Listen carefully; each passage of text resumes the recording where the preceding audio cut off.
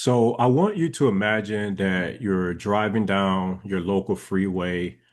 You're in the passenger seat, so you're not driving. You actually are sitting in the passenger seat, so you have a chance to kind of look around and enjoy your surroundings. We typically don't get a chance to do that, but you see this big old billboard on the side of the road, and it says the United States government spends a record-breaking $146 billion in contracting to small businesses. And you look and you do a double take, and yes, it was $146, excuse me, 146 billion with a B. I can't even say it. It's so much money, right? So what does that mean? Why does that matter? Well, first thing is that's an extremely large amount of money that is being spent solely on small business concerns. So that financial figure does not consider large businesses or medium-sized businesses. This is the amount of money that was spent on small businesses in FY 2020 by the United States federal government. So why does this matter? Well, what's the big deal about $146 billion? Well, this matters because that is an extremely large amount of money that is being spent solely on the small business category.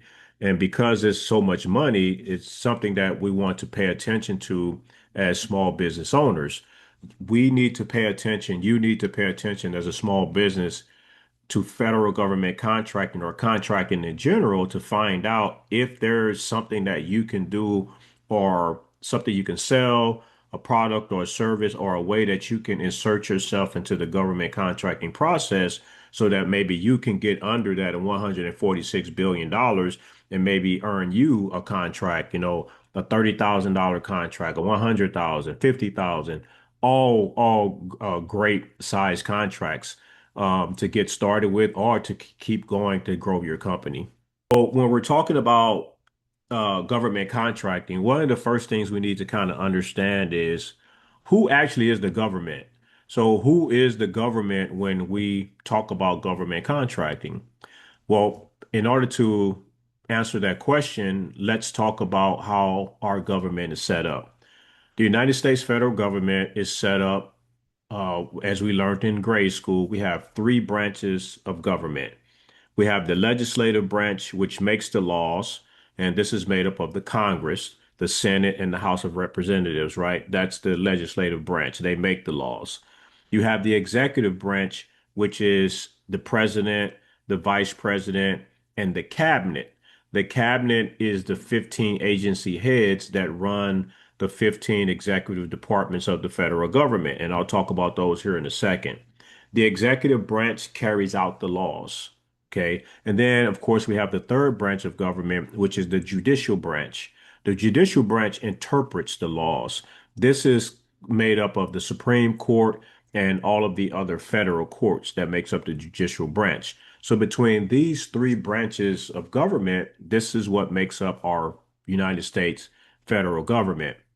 Now, when we're talking about government contracting, we're once again, like I mentioned, we're specifically referring to those 15 agencies that support the executive branch of government. And those agencies consist of the Department of Defense, Department of Homeland Security, Department of Justice, Department of Interior, Department of Agriculture, Department of Labor. I can go on and on and on. Department of Health and Human Services, Department of Energy. All of these agencies make up the cabinet of the United States federal government, and these are the agencies that do all of the buying of goods and services for the federal government. So now you have an understanding when we're talking about federal government, for the most part, the entities within the federal government that's doing all of the buying are those 15 agencies that make up the executive branch of government. So we the next question that comes to the table and one that we need to answer is, well, what is government contracting? Right? So we have an understanding of why we need to pay attention because there's a lot of money being spent. We know that there's a lot of money being spent on small businesses for some reason. Now, of course, large businesses and medium-sized businesses are they're making way more money than the figure that I opened up with $146 billion. But $146 billion is nothing to, look away from. So that in and of itself is a extremely large amount of money being spent on the small business category. Now, when we're talking about what is government contracting, we have to understand that those federal agencies that described, right? So those federal agencies, the United States federal government, they contract with small businesses and large businesses to purchase products and services in support of their government function or their government mission.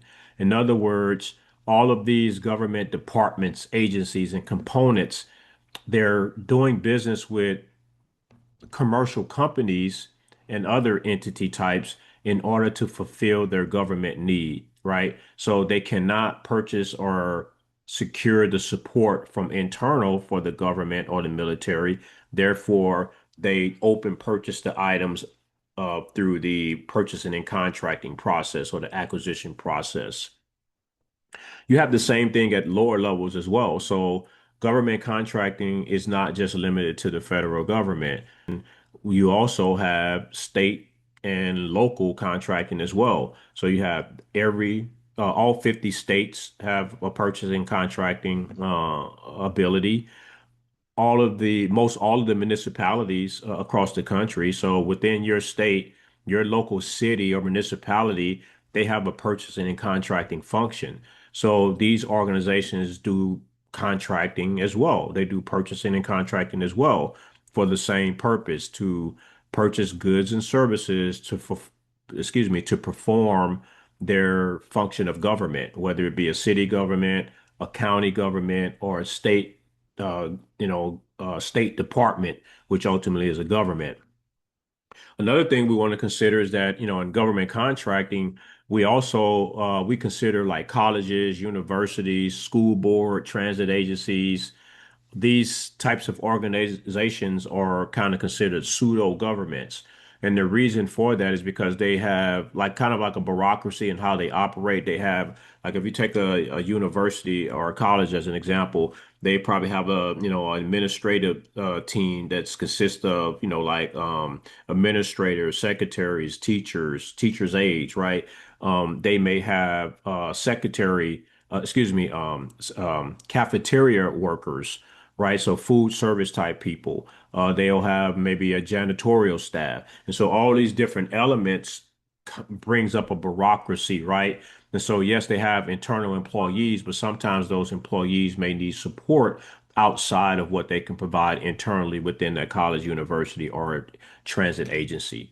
What are the benefits of government contracting? So other than the extreme amount of money that's being spent and how it could benefit small businesses, well, the benefit is that, that government contracting represents a significant and tremendous opportunity for financial wealth for small businesses. So you have a chance to grow your organization through government contracts. Also, the point that, most service or delivery order type contracts or task order type contracts tend to be 5 years in duration. Typically, there is a 1 year base period and plus 4 1 year option periods, which equals 5 years. So as long as you have satisfactory performance on your contract and you're doing the work, in the course to how the government wants it done, generally speaking, you should continue to get the contract each year as long as once again, your performance is satisfactory. There's nothing negative outstanding with your service and the government has the money to go ahead and implement that follow-on option year. If all of those things in place, there's a higher likelihood that you're going to get that option year renewed. And so that's a tremendous opportunity for small business owners.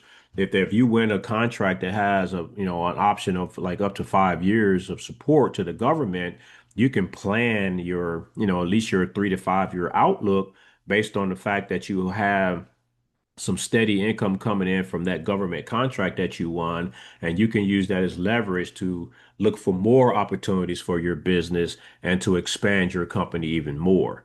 Another benefit of government contracting is that, the government being like the largest buyer in the world, they buy all kinds of products and services, and they are a dependable payer. They pay their bills. Now, sometimes it may be late, or there's things that happen because humans are behind the process. But generally speaking, if you have a government contract, even if you're going to be paid late, you're going to be paid. Cash flow is always a concern for small businesses. So it's nothing different, even if you have a government contract, you're still going to be faced with cash flow concerns. Specifically, as an example, if you win a contract, you should not plan to receive any money from that contract until at least 60 days. Because if you want a contract and your contract starts on January the 1st, then you do 30 days of work, and that takes you to January the 30th or January the 31st.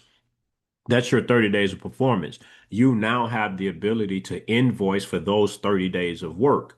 Well, when you invoice on the 31st day or the first day of February, you then give the government 30 days to process your invoice because it's typically going to be a net 30 payment term, meaning the government has up to 30 days to pay that bill before it is considered late. And so once you add on that additional 30 days, now we're looking at the end of February, February 28th, which means if the government, takes up the full 30 days, then you'll likely receive your first payment on your contract that started on January the 1st. You may receive your first payment on March the 1st or March the 2nd. So keep that in mind, particularly if you're a small business, and you haven't really done this or you're just getting going. Cash flow is a big deal. You always want to make sure that cash flow is taken care of within your organization because you don't want to miss your payments on any of the expenses that you have. And one last thing I want to mention about why government contracting is beneficial is that once you win a contract and you perform satisfactorily, you get past performance on that work. So every time you get a contract or an engagement with the government, that solidifies your future opportunity and at least in the chance of winning new work because it shows that you perform and you've done this before for government agencies or entities. All right, there you have it. We talked about what government contracting is. We talked about who the government is, and we talked about why you should care. If you like content like this, please like the video, maybe even comment and share, subscribe to the channel. That way you can see more videos just like this. Take care, and I'll see you soon.